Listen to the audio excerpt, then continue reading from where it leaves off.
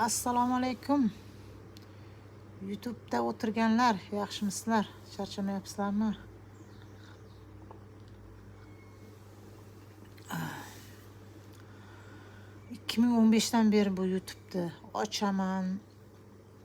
Kanal o'zimning saytimda video qo'yaman, keyin bolalarimning videosini qo'yishni boshlayman. Yopiladi. Ma'lum bir подписчик yig'adi, blok bo'ladi.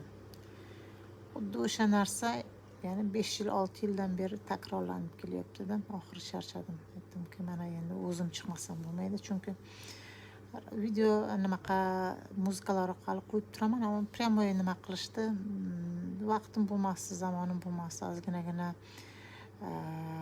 malakam yetishmasmi, bilmayman, bu ekranda oldida ham gapirish uchun bir yo chiroy kerak, yo professionalniy gap nutqingiz, so'zlashuv nutqingiz bo'lishi kerak. O'sha narsadan tortinib yurdim. Mana endi hayot majbur qilsa, kerak bo'lsa jurnalsam, kerak bo'lsa nima ham bo'lib ketaverar ekansiz. Hayotni o'zi muallim deydiki, enta muallim deydimi? Xo'p, YouTube'da sahifamni boshlayman mana. Iloji bo'lsa foydali ma'lumotlarni berishga harakat qilaman. Chunki ko'p davlatlarda yashab, yillab, ya'ni o'sha davlatlar tilida bemalol mana hozir sizlar bilan o'zimning ona tilimda gapirayotgan bo'lsam, turk tilida, fors tilida, nemis tilida,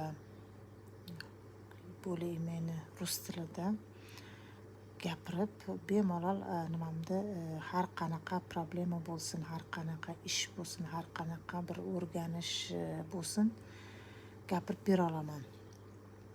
Faoliyatimni mana bugundan boshlayman.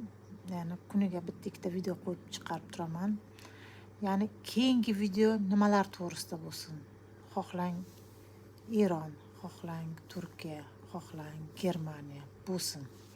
Xohlang Latviya, Polsha, ya'ni u tarafga mavzular ko'p, u tarafda yoritayotganlar ham ko'p. Sizga qaysi davlatning mavzusi va qaysi